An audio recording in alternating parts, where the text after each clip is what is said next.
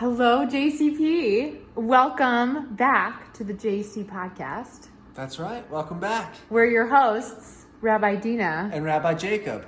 And we are here today to talk about not a Jewish holiday, but a secular holiday that we all celebrated yesterday. That's right. I'm still full. Still full from the turkey. Well, I don't know. Do you eat the turkey? I don't eat turkey. Okay. But, what's your favorite Thanksgiving food, Rabbi Jacob?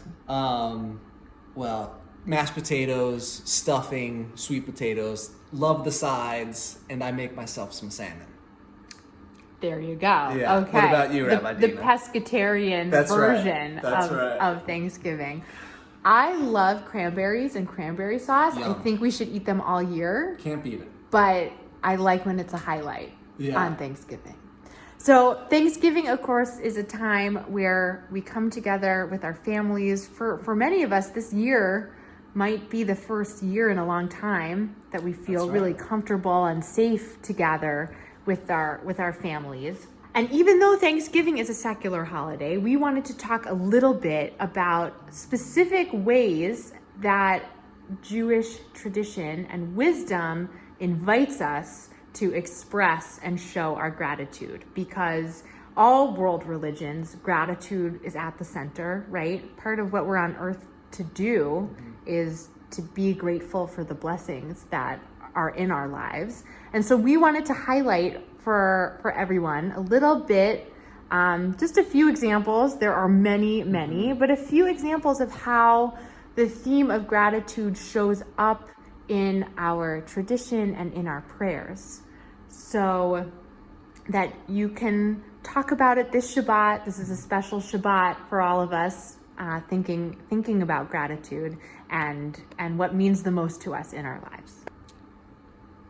And according to Jewish tradition, the very first thing that we say upon waking up is a prayer for gratitude. The words are Moda ani lefanecha. That's how it starts. It means I am thankful before you. And it's a special framing to start our day in thanks, in gratitude. And it can frame, the rest of our, however long we're awake, 16 hours, with this framing of Moda ani. I am thankful. And that's how we start our morning, which is, Rabbi Deena, I find that very powerful.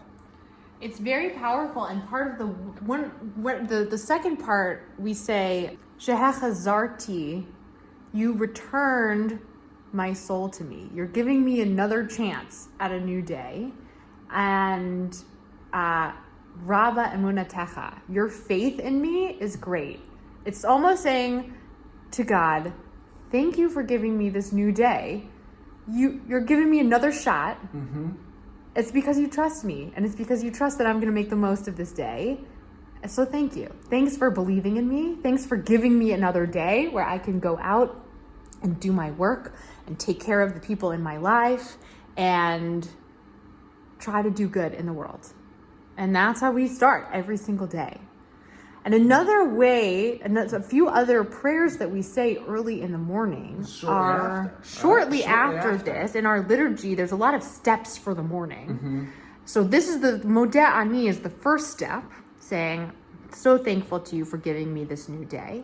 And then there's some more specific prayers of gratitude. Sometimes they're called the daily miracles. That's right. And in Hebrew, they're called Birkot HaShachar, prayers of the dawn. And so these are things that our prayer book and our tradition says that we should be thankful for every day.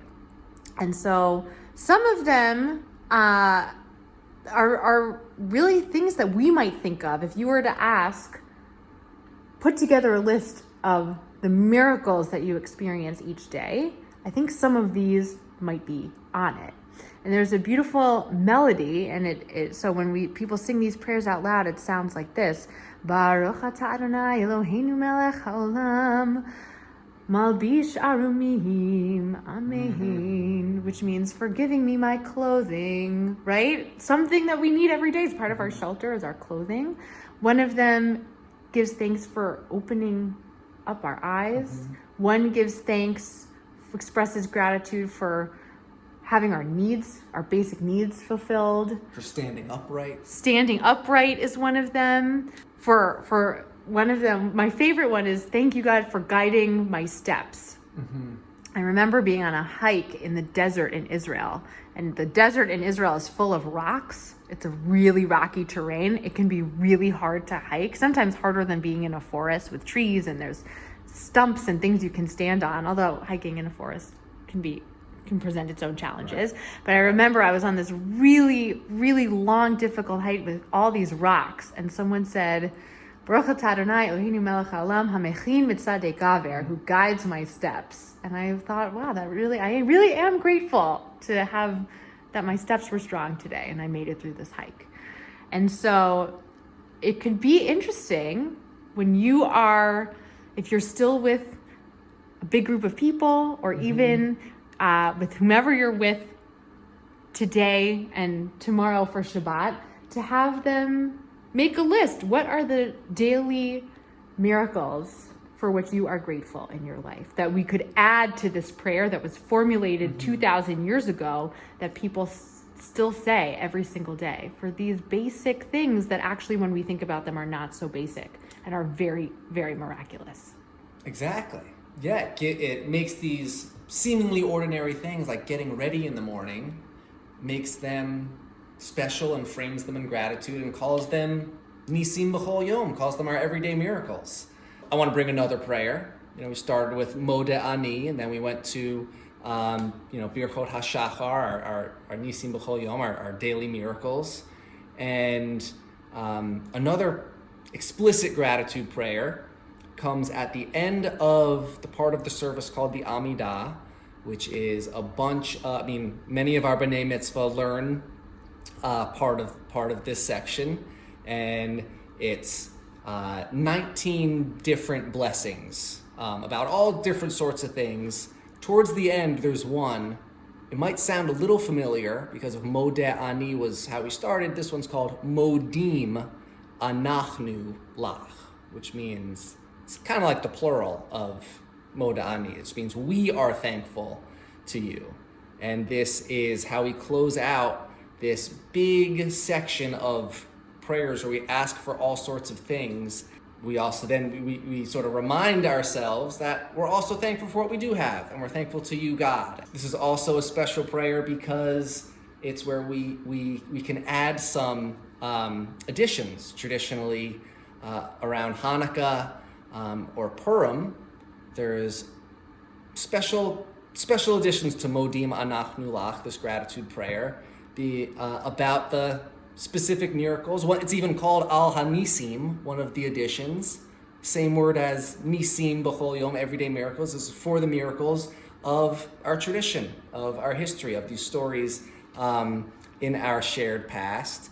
And that also, so we had prayers that give gratitude to our routines and our everyday. And these additions also give us gratitude for all that came before us and how we got here, and our tradition and our heritage. And it's a beautiful way to close out one of our major sections of our prayers.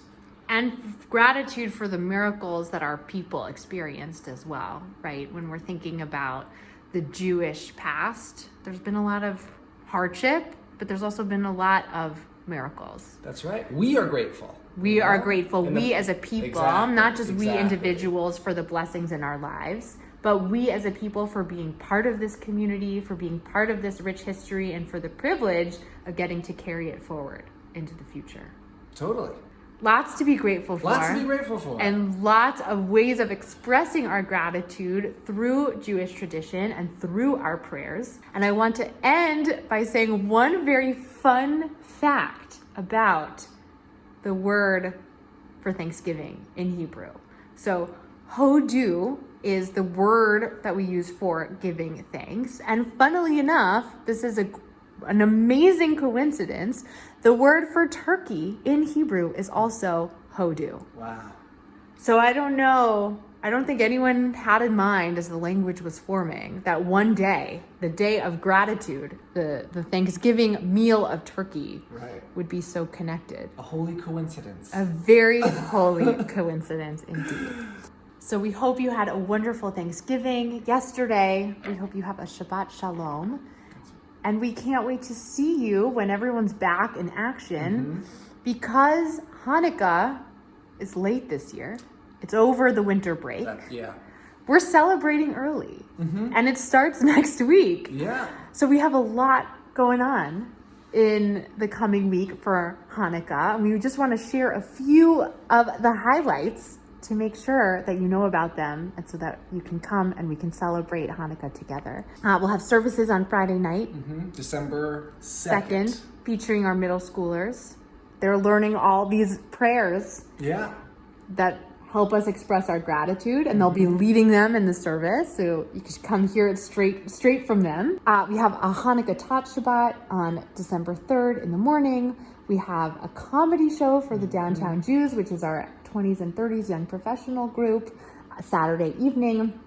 And then on December 4th, we have our second annual Hanukkah on Ice celebration, where we'll be at the ice skating rink, eating Hanukkah treats, listening to Hanukkah music, and doing some great skating all together. So we hope to see you there. It's going to be a really fun time for the community. And anything else, Rabbi Jacob? Actually, yes. We are running a toy drive and a coat drive in our lobby here at JCP. So we're asking, next time you stop by, either next weekend for any of these events or just whenever you stop by, can bring new toys for our toy drive that will donate to children who use them, and also coats. Gently used or new coats. We have boxes for them in the lobby, and the drive is running through December 7th. So that's the last day to bring in the toys or the coats that you're donating. One of the best ways to express our gratitude is to give back and to help people who are in need. And so we hope that you participate and bring in new and unwrapped toys or gently used coats so that we can give them to people who will use them and who will enjoy them. Absolutely. Amen. Amen. Shabbat Shalom. Shabbat Shalom. And we can't wait to see you soon.